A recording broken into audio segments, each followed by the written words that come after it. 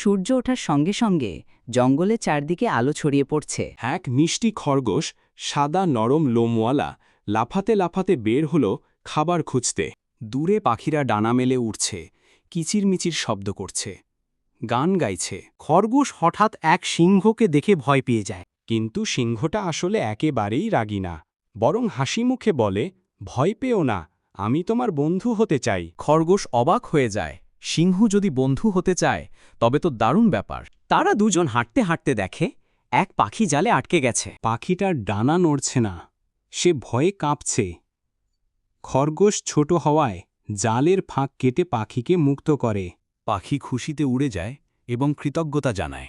হঠাৎ আকাশ কালো হয়ে যায়, ঝড় বৃষ্টি শুরু হয়। সিংহ, খরগোশ ও পাখি আরও সবাই ভয় পায়, গাছ ভেঙে পড়ছে।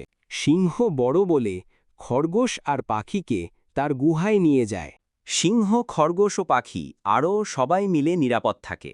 ঝড় থেমে গেলে আকাশে রঙিন রামধনু ওঠে। তিনজন বন্ধু, সিংহ, খরগোশ, পাখি, একসাথে লাফিয়ে খেলতে শুরু করে।